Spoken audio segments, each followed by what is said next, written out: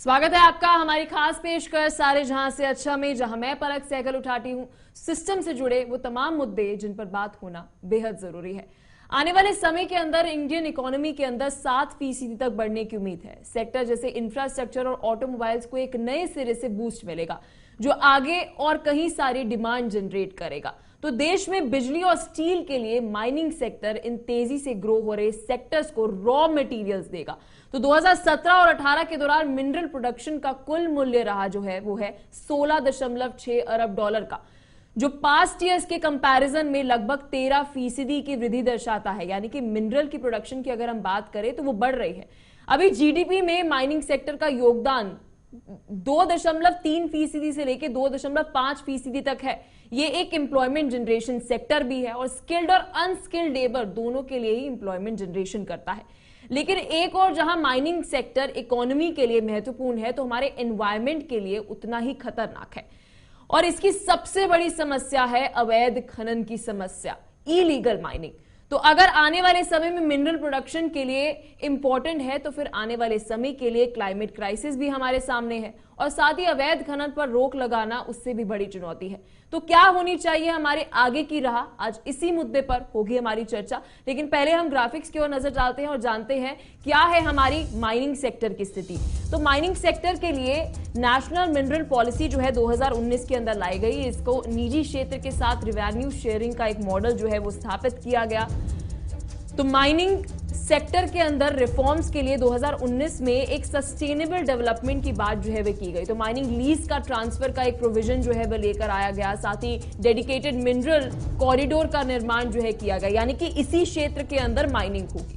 तो long term policy export import for mineral जो है, और साथ ही करों को, टैक्सेस की अगर हम बात करें, साथ ही शुल्कों की बात करें, रॉयल्टी फीस की बात करें, तो उसको इंटरनेशनल मानकों के अनुरूप जो है वो लाया गया, यानी कि इंटरनेशनल स्टैंडर्ड्स के अकॉर्डिंग।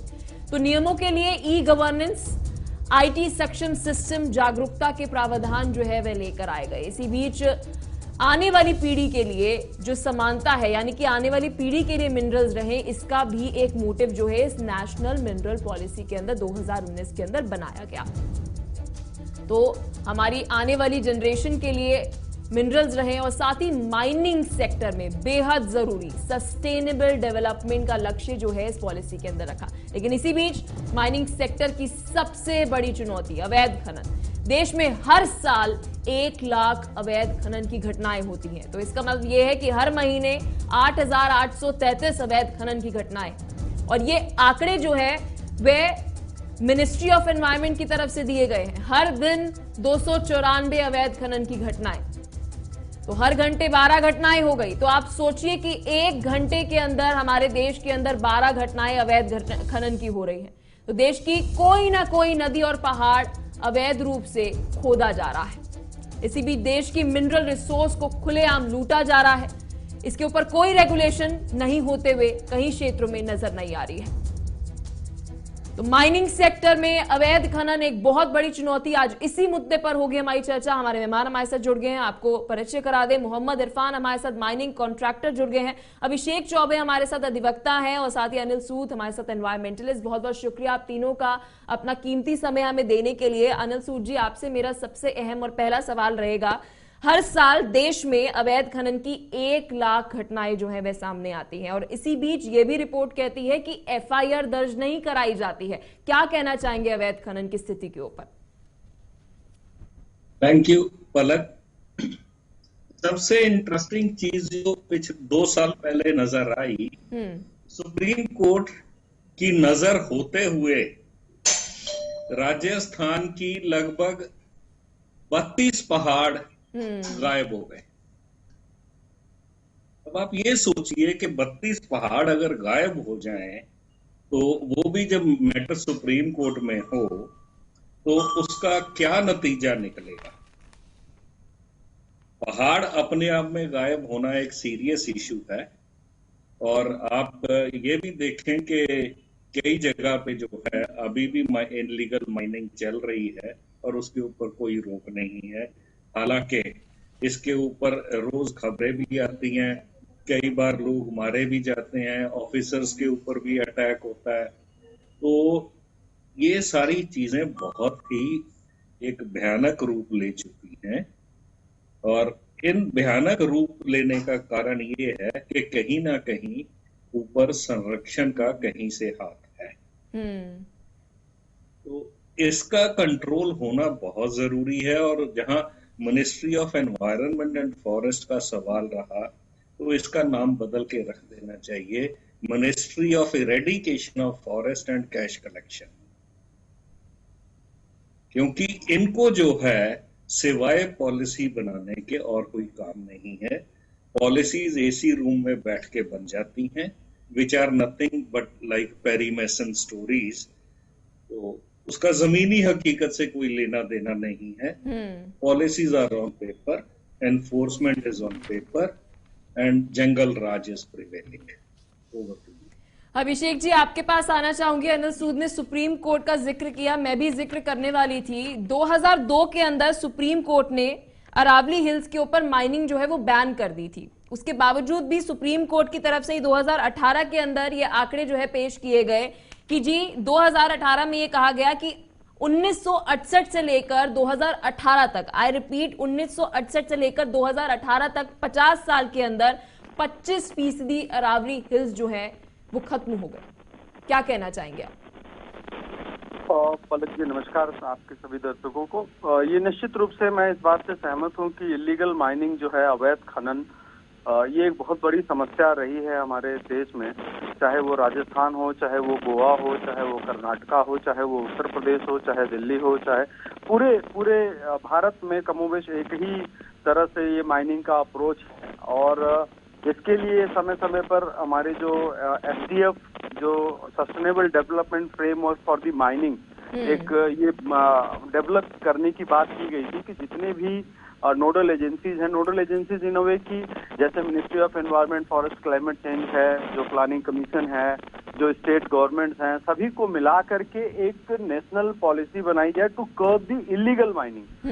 क्योंकि माइनिंग, अभी आपने जिक्र किया कि बहुत इम्पोर्टेंट है हमारे डेवलपमेंट के लिए, तो वहीं पे जो इन्वायरमेंटल डिग्रेडेशन एक बड़ी समस्या रही है, जो इसका इलीगल माइनिंग का जो साइड इफेक्ट है, बहुत बड़ा साइड इफेक्ट है कि जो इन्वायरमेंटल डिग्रेडेशन है। और ये हम अपने फ्यूचर के लिए भी, सुप्रीम कोर्ट ने भी बहुत सी केसेस में, ऑनरेबल सुप्रीम कोर्ट ने कई बार ये जजमेंट में ये क्लियर किया है कि जो भी माइनिंग हो उसका जो वे हो वो सस्टेनेबल डेवलपमेंट के लिए हो। सस्टेनेबल डेवलपमेंट मतलब फ्यूचर के लिए भी, जो फ्यूचर की जनरेशन है उनके लिए भी जो ये रिच मिनरल रिसोर्सेज हैं वो कुछ छोड़ के जाए। लेकिन मैं सहमत हूँ इन बातों से कि जो हमारे 21 हो चाहे, लेकिन सस्टेनेबल डेवलपमेंट अभिषेक जी कैसे होगी जब सस्टेनेबल डेवलपमेंट के लिए जितनी भी अवैध खनन हो रही है, पहले तो उसको रोकना पड़ेगा। सबसे बड़ा रूट कॉज तो वही है ना। मैं उसी पे आ रहा हूँ क्योंकि इलीगल माइनिंग में जो IPC में है वो 379 है, 379 IPC का है। उसके बाद 21, 22 और सेक्शन 4। और एक बड़ी बात आपको बताऊं कि section 23C of MMDR act 1957 ये एम्पावर करता है स्टेट गवर्नमेंट को कि वो जो इलीगल माइनिंग है या जो माइनिंग रिलेटेड प्रॉब्लम है उसको कर्ब करने के लिए कोई भी नियम बना सकते हैं। और विभिन्न राज्यों ने बनाया भी है, लेकिन वो पूरे इन्फोर्स नहीं हो पा रहा है। तो हमारे साथ माइनिंग कॉन्ट्रैक्टर हैं मोहम्मद इरफान जी। क्या कारण है पॉलिसीज जो है वे बन जाती हैं, उसके बावजूद भी अवैध खनन की घटनाएं जो हैं वे कम होने का नाम नहीं ले रही? क्या कहना चाहेंगे आप? जी मैम, हम आपका शुक्रिया है ताकि हम भी अपनी बात रख सकते। जैसे कि इससे पहले जब कश्मीर में ये ऑक्शन नहीं था, लीगल माइनिंग हो रही थी। हेलो जी, आपकी आवाज हम तक पहुंच रही है। जी, इलीगल माइनिंग बहुत सालों से होती थी कश्मीर में भी। वहाँ यहाँ पे भी पहाड़ खोदे गए, दरिया लूटे गए। फिर हम बहुत ही शुक्रगुजार हैं मनोज सिन्हा सर जिसने यहाँ पे ऑक्शन करवाया है। यहाँ पे विद प्रॉपर गाइडेंस के साथ, विद जहाँ जो हमें EC में लिखा गया है उसके मुताबिक ही काम चल रहा है। इससे और एक अच्छी बात हुई है, रिसेंटली जो यहाँ पे वेब डेवलप हुआ है G2B2C, हम बहुत ही शुक्रगुजार हैं commissioner secretary Amit Shah sir का भी। उसने ये लॉन्च करवाया कश्मीर में। इससे क्या हो गया, ट्रांसपेरेंसी बहुत ही आ गई यहाँ पे। जैसे कि हमें बताया गया EC में हमने 2 मीटर नीचे जाना है, हम उसी के मुताबिक कर रहे हैं। और यहाँ पे अच्छा, तो terms के हिसाब नहीं से नहीं कर नहीं, रहे हैं। आपने एक चीज बोली कि आपको जो बोला गया है आप उतनी ही सिर्फ उसको उसके तहत ही करते हैं, तो क्या इसको रेगुलेट कौन करता है? क्या रेगुलेशन करने के लिए आपके टाइम टू टाइम ब्यूरोक्रेट्स आते हैं? यस मैम, टाइम ब्यूरोक्रेट्स आते हैं, कमिश्नर साहब आते हैं, हमारे पास जॉइंट सेक्रेटरी साहब आते हैं, डीएमओ साहब आते हैं, साइड पे सभी मुलाजिमीन यहाँ पे आते हैं, टाइम टू टाइम आते हैं यहाँ पे।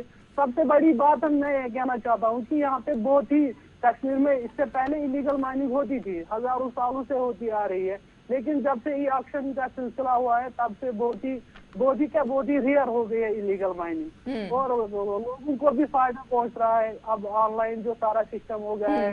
अनिल जी, क्या कहना चाहेंगे? हमारे माइनिंग कॉन्ट्रैक्टर तो कह रहे हैं इलीगल माइनिंग बहुत कम हो गई है, क्या कहना चाहेंगे आप इसके ऊपर? देखिए, कबूतर बैठा होता है, बिल्ली बैठी होती है, कबूतर आंखें बंद कर लेता है कि बिल्ली नजर नहीं आ रही, तो बिल्ली की एग्जिस्टेंस तो नहीं खत्म हो जाती।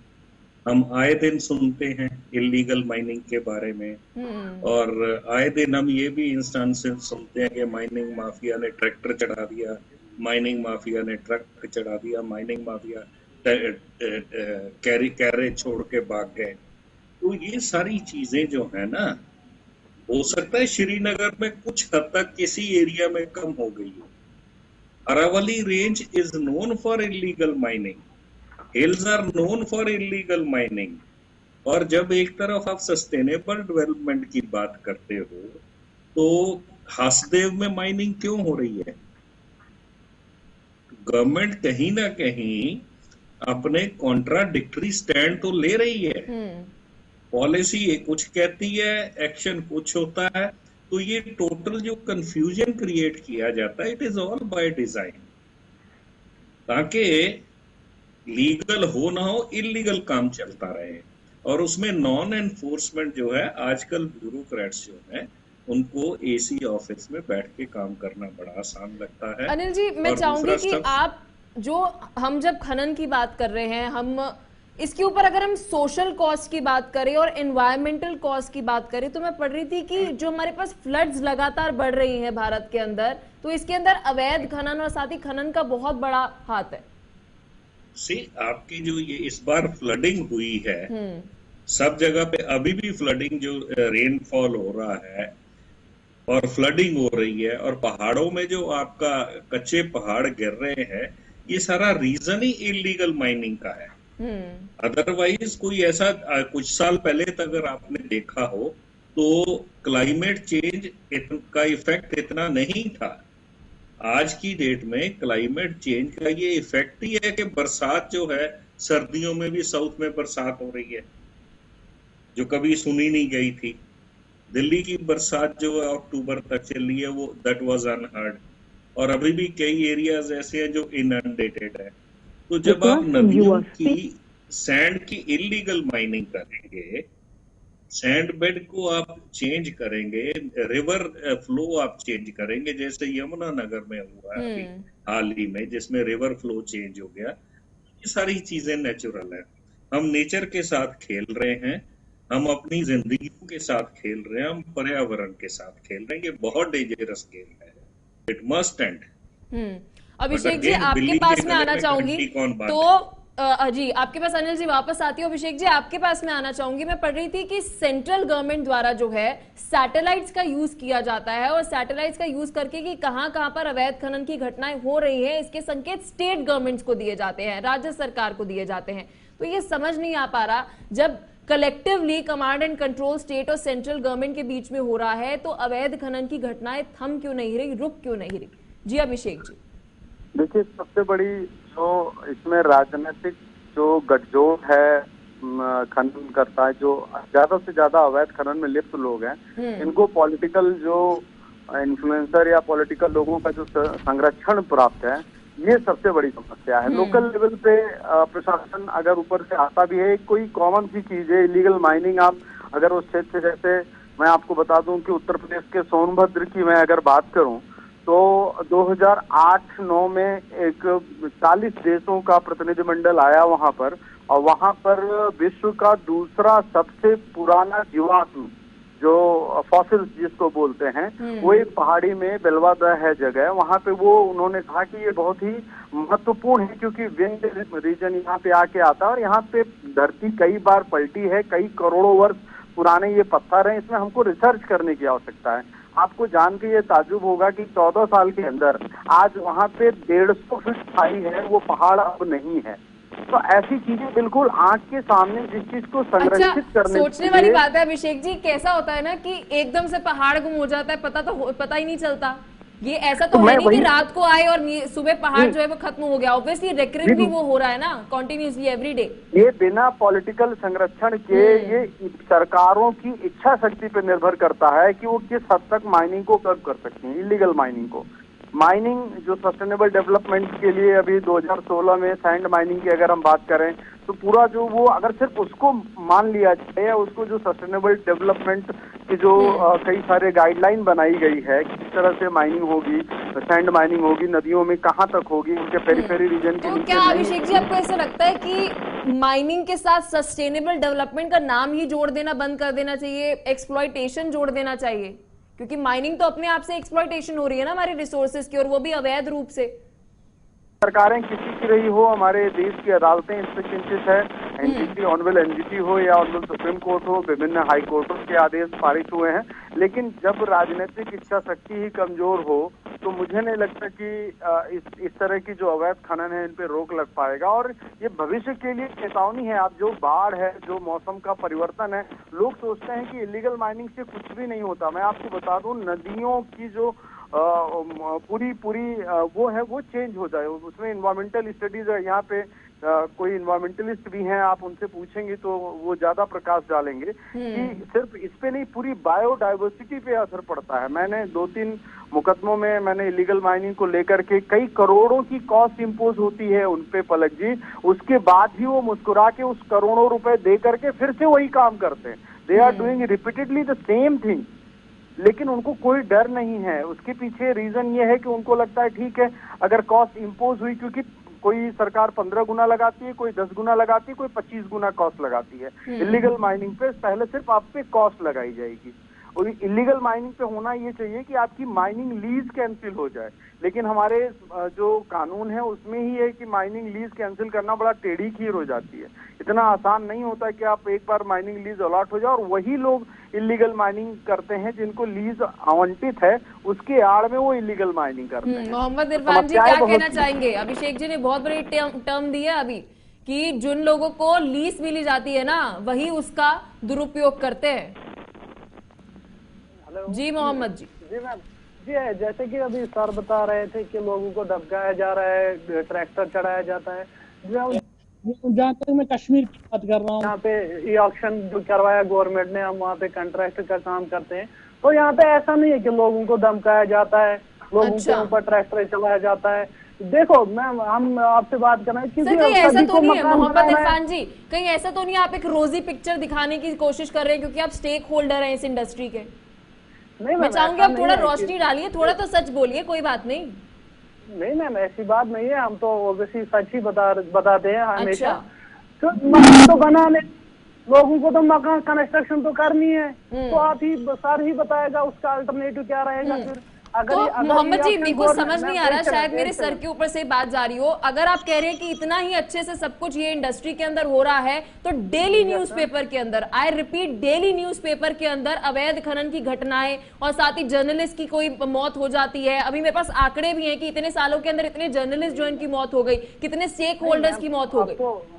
हाँ मैम, वो तो अच्छी बात है, लेकिन मैं कश्मीर की बात कर रहा हूँ। यहाँ पे मुझे आप दिखा दीजिए एक जगह कहाँ पे जर्नलिस्ट को धमकाया गया है या जर्नलिस्ट को मारा गया है। मैं कश्मीर की बात कर रहा हूँ, बाहर की बात मैं नहीं कर रहा हूँ, चाहे यूपी में या राजस्थान में, मैं वहाँ की बात नहीं कर रहा हूँ, मैं स्पेशली कश्मीर की बात तो आप इस अभिषेक जी की स्टेटमेंट में क्या कहना चाहेंगे कि जिन लोगों को लीज मिलती है वही इस चीज का मिसयूज करते हैं, इस पर क्या कहना चाहेंगे आप?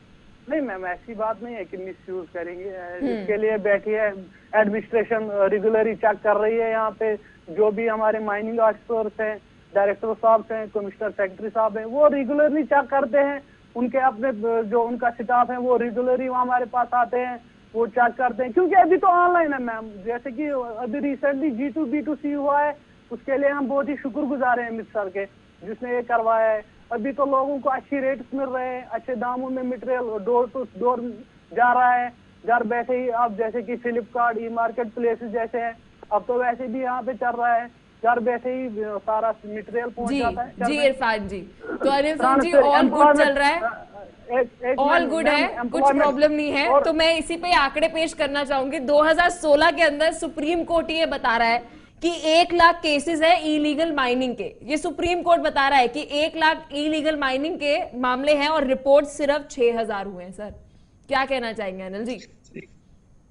उसमें सिचुएशन मेरे को लगता ये है कि जो सैटेलाइट द्वारा मॉनिटरिंग की जा रही वहां क्लाउड आ जाता है। तो जब क्लाउड आ जाता है तो सैटेलाइट इमेजिंग खत्म हो जाती है। जब क्लाउड रडार को बंद कर सकता है तो क्लाउड इसको भी बंद कर देगा। तो सबसे हैरानी की चीज ये है, वही मैंने आपको पहले भी बताया कि कबूतर बिल्ली वाली कहानी है। कबूतर जो है उन्होंने आंखें बंद कर रखी हैं, बिल्ली की एग्जिस्टेंस है, और ये इलीगल माइनिंग का धंधा जो है ये प्रोटेक्शन के अंदर चल रहा है। पे क्या कहना चाहेंगे अनिल जी? जो सैटेलाइट्स का इस्तेमाल हो रहा है, मुझे तो लगता है बहुत अच्छी टेक्नोलॉजी, आपको तो झट से पता चल जाएगा जी यहाँ पे इलीगल माइनिंग हो रही है। इनके पास सब कुछ है, ये कुछ नहीं यूज होता, ये नाम के लिए ये है। क्योंकि अगर आप देखें हाईवे, नेशनल हाईवे अथॉरिटी के पास पूरा सॉफ्टवेयर और पूरे हाईवे को मॉनिटर ऑफिस में बैठ के कर सकते हैं, तो कौन करता है? कोई नहीं करता। ये सब दिखावे के लिए है, यूज कुछ नहीं होता। और जब कहीं गलती से कोई पूछ ले तो सैटेलाइट में ये दिक्कत आ गई है, लिंक में ये दिक्कत आ गई है, बादल आ गया जी, सैटेलाइट से इमेज नहीं दिखाई दिया। तो हमारे विल नहीं है कुछ करने की। Easy, everybody has adopted easy way of life के एसी दफ्तर में बैठ के कागज पे कागज काले पीले करते रहो, जो नीचे से बंदे ने नोट पुट आउट किया साइन कर दो, कहानी खत्म। तो अगर इसको हम लार्जर पिक्चर के अंदर देखें अनिल सूद जी, तो हमारे पास अभी क्लाइमेट क्राइसिस बढ़ रही है और हमें देखने को मिल रहा है, कभी साइक्लोन्स, कभी फ्लड्स हम देखने को मिल रहे हैं। तो क्या विजन क्या है, क्या विजन है? Are we responsible? क्या जनता रिस्पॉन्सिबल है? इनका कहना तो यही है, सरकारी विभागों का कहना यह है कि जिम्मेवारी आम आदमी पे डाल दो। आम आदमी यूनाइटेड नहीं है, आम आदमी स्टेक होल्डर में नहीं आता, आम आदमी की सुनवाई कुछ नहीं है, अपनी कुर्सी बचाए रखो। ये स्टैंडर्ड प्रोटोकॉल आज की डेट में हर विभाग का, हर डिपार्टमेंट का बन चुका है। क्लाइमेट चेंज की जब बात करते हैं तो आम आदमी पे डाल दिया जाता है। जितने पोल्यूटर हैं इंक्लूडिंग माइनिंग, ये सारे के सारे जो हैं they are given safe escape route. आप ये देखिए, जब सस्टेनेबल डेवलपमेंट की हम बात करते हैं, सस्टेनेबल माइनिंग की बात करते हैं, सर मुझे ऐसा क्यों लगता है जब हम सस्टेनेबल डेवलपमेंट की बात करते हैं तो हम ज्यादा एक्सप्लॉइटेशन करते हैं? मुझे लगता है इस टर्म को इस्तेमाल ही नहीं करना चाहिए। नहीं, ये तो इसीलिए मैंने आपको नाम सुजेस्ट किया था ना कि नाम बदलने देना चाहिए, ministry of eradication of forest and cash collection. Chhattisgarh में इतना बड़ा फॉरेस्ट डिस्ट्रक्शन के उस पे एज पे बैठा हुआ है, जबकि उसी फॉरेस्ट से 15 किलोमीटर दूर अगर आप चले जाएं, नॉन फॉरेस्ट एरिया से आपकी माइनिंग हो सकती है। तो अभी भी सरकार डटी हुई है कि नहीं जी, हमने तो फॉरेस्ट डिस्ट्रॉय करना है। तो ये हमारी विजन कोई नहीं है। As a nation we are visionless, we are blind. हम सारे धृतराष्ट्र हैं। हमें संजय चाहिए जो बताता रहे, पर हम करेंगे अपने मन की। तो जब तक हमारा आपके पास फाइनल कमेंट चाहती हूँ आपसे, यही बात आपसे पूछना चाहूंगी। 1 लाख केसेस जो है वो इलीगल माइनिंग के है, रिपोर्ट FIR जो करी जा रही है वो 6000 के लिए करी जा रही है, इतना कम रेशो। जी अभिषेक जी। देखिए, मैंने फिर आपसे कहा कि जब तक किसी भी, चूंकि 23C में ये चैप्टर हो जाता है, सेंट्रल गवर्नमेंट ने अभी, मैं बताऊं, और सर अगर आपने अभिषेक जी अपना जवाब सुन लिया हो तो अभी आपके सामने ही माइनिंग कॉन्ट्रैक्टर जो हमारे साथ बैठे इरफान जी, उन्होंने बोला है कि जिन्हें लीज दी जाती है, आई रिपीट, वो एक्सप्लॉइटेशन नहीं करते हैं। तो मेरा ये भी आपसे सवाल रहेगा, तो फिर एक्सप्लॉइटेशन कर कौन रहा है आखिर? जी अभिषेक जी, वो देखिए, मैं आपको बता दूं कि जो लीज होल्डर्स है ना, मोस्टली वही इन्वॉल्व होते हैं इलीगल माइनिंग में। आउट ऑफ एरिया माइनिंग करना, या मतलब जितने भी मुकदमे आप उठा के देख लें, तो उन्हीं के ऊपर होते हैं, जो कि या तो लीज होल्डर्स होते हैं या जो पहले लीज होल्डर हुआ करते थे, क्योंकि वो इंडस्ट्री उनकी एकाधिकार स्थापित है लोकल स्तर पे। बहुत कम होता है कि बाहरी कोई एंट्री करे उसमें। तो आप ग्रास रूट पर अभिषेक जी मौजूद रहते हैं, क्या कारण है कि केसेस इतने सारे और एफआईआर क्यों नहीं दर्ज कराई जा रही है? एफआईआर दर्ज होने के दो कारण हैं कि देखिए, उसमें कोई भी, जैसे पुलिस कहती है कि सेक्शन 21 और इसमें हम चार्जशीट नहीं लगा सकते, क्योंकि अभी ऑनरेबल हाई कोर्ट ने भी एक डायरेक्शन कर दिया है, सुप्रीम कोर्ट ने उसे कंफर्म कर दिया है कि ये माइनिंग जो एक्टिविटीज होती हैं, इसमें जो कॉस्ट इम्पोज करने का जो एमएमडीआर एक्ट में अप्रैल 2022 में भी एक अमेंडमेंट आया है कि उसको बढ़ा दिया है और 2 साल से 5 साल कर दिया है, और जो अमाउंट पहले 25,000 रुपए पर हेक्टेयर था उसको 5 लाख रुपए पर हेक्टेयर कर दिया है कॉस्ट को। इन्वायरमेंटल डिग्रेडेशन अलग लेंगे, इलीगल माइनिंग का अलग लेंगे। तो ये सारे नियम कानून हैं, लेकिन जो रिपोर्टिंग है वो कम इसलिए है क्योंकि सारे लोग मिले हुए रहते हैं लोकल स्तर पर। मेरा व्यक्तिगत मैंने देखा है यहाँ पे, चूंकि मैं उस सेक्टर से आता हूँ, मैंने देखा है वहाँ पर इलीगल माइनिंग का जो इनका प्रोसीजर है, और मैंने ऑनवेल एनजीटी में कई बार कॉस्ट इम्पोज कराई है और कई बार इन सारी चीजों को कई मुकदमों में मैंने किया। इवन गवर्नमेंट इंस्ट्रूमेंटलिटीज जो हैं वो भी स्टेट की जो कंपनीज हो या जो सेंट्रल की कंपनी हो, वो भी इन्वॉल्व है इलीगल माइनिंग में। बड़ी बड़ी फर्म इन्वॉल्व है इलीगल माइनिंग में। लेकिन फिर मैं दोहराऊंगा कि जब तक राजनीतिक इच्छा शक्ति सरकारों की नहीं होगी, भविष्य को देखते हुए, जैसा अभी अनिल जी ने बताया कि छत्तीसगढ़ में जंगलों का विनाश हो रहा है, तो इससे कोई दो राय नहीं है कि सरकारें खुद इसको लेकर के बहुत सीरियस नहीं है। उन्हें अभी भी लगता है। चलिए, बहुत बहुत शुक्रिया अभिषेक जी, अनिल जी बहुत बहुत शुक्रिया, इरफान जी आपका भी बेहद शुक्रिया इस मुद्दे के ऊपर रोशनी डालने के लिए, इस मुद्दे पर बात करने के लिए, क्योंकि हमारे पास रिसोर्सेज हैं, बेहद सारी है जब हम माइनिंग की बात करते हैं, लेकिन हमारे मिनरल रिसोर्सेज की एक्सप्लॉइटेशन की जा रही है, यानी कि जरूरत से ज्यादा उसे एक्सप्लॉइट किया जा रहा है। अवैध खनन बढ़ रही है, मामले बढ़ रहे हैं, लेकिन मामले दर्ज कम हो रहे हैं। तो फिलहाल के लिए इस एपिसोड में इतना ही। मिलते हैं आपसे नेक्स्ट एपिसोड के अंदर एक नए मुद्दे के साथ।